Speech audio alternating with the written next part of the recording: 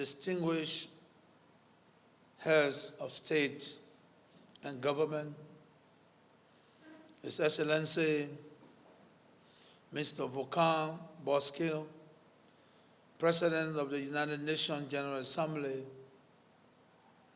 His Excellency Mr. Antonio Guterres, Secretary General of the United Nations, distinguished delegates, ladies and gentlemen.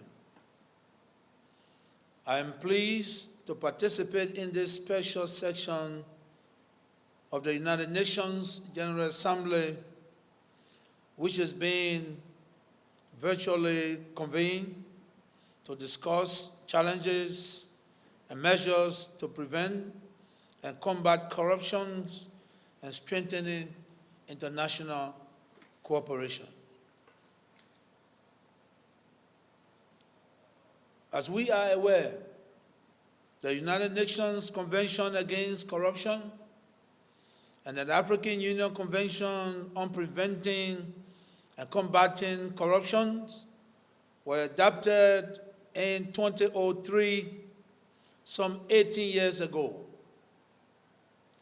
Since that time, the dangerous effects of corruption have been widely documented in various forms across the globe. It has been proven that corruption can have no term,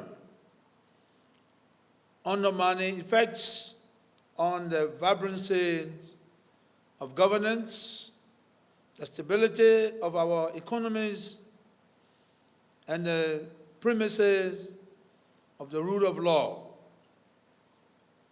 In my first State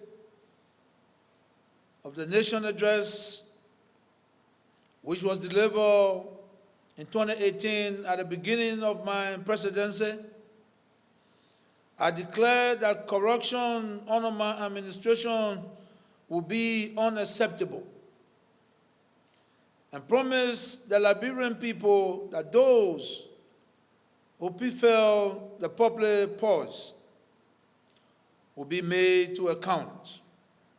In order to actualize this promise, I reconstituted our National Anti-Corruption Commission in 2019 and charged that body to assess the framework of our fight against corruption and submit proposal to my office that can lead to a more effective national regime.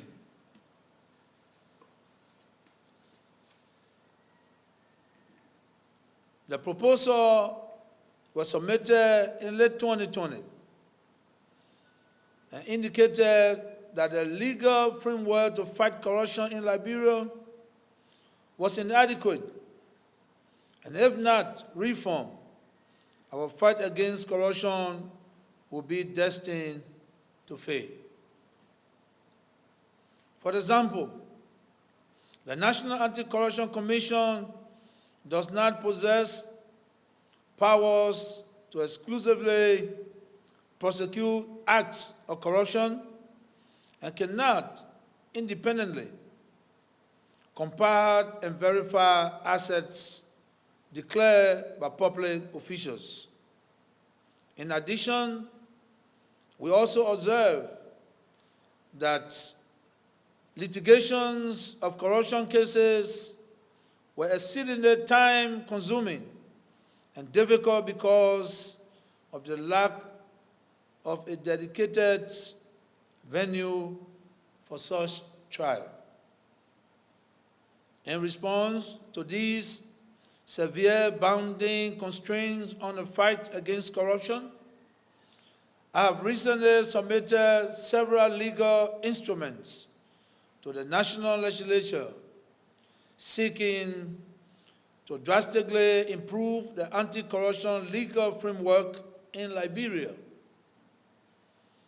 The passage into law of these proposals will make it easier to prevent acts of corruption, and if corruption is committed, easier to ensure accountability.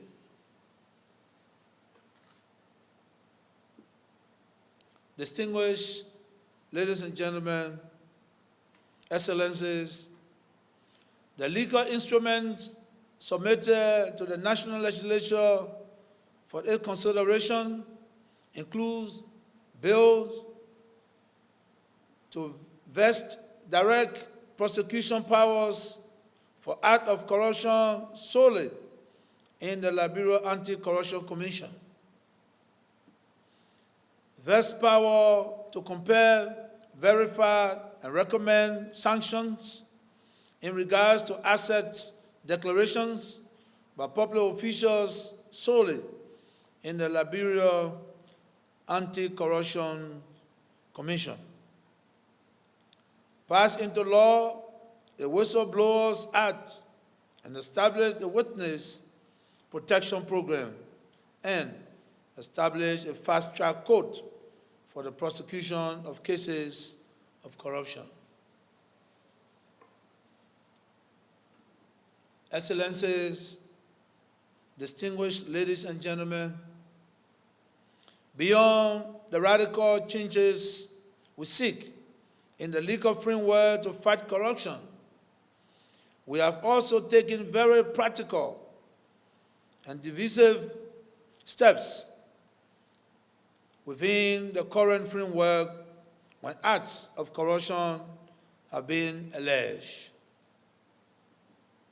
For example, in 2018, when the local Liberian media reported that 16 billion Liberian dollars of government funds have allegedly been stolen due to acts of corruption, we promptly invited the United States government to assist our government to investigate these allegations.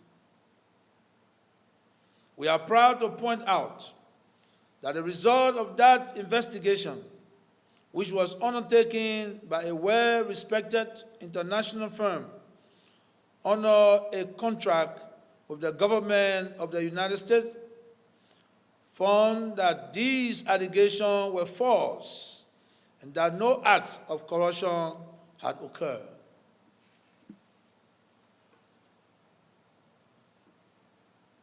We appreciate the support provided by the U.S. government in this investigation. Sadly, good news travels less expediently than bad news. We also would like to point out that in the last year alone, we have been able to ensure both the restitutions of monies stolen from the public purse, as well as obtain convictions of former high-level government officials for acts of grand corruption while in office. Again, most of these positive strides do not get to make the international media.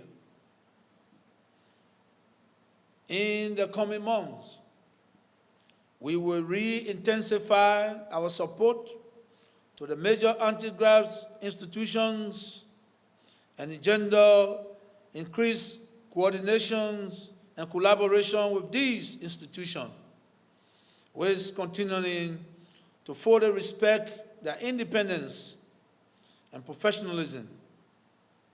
We will also begin to aggressively court international support and collaborations now that we have set into motion the proper legal framework that can lead to a successful anti-corruption fight.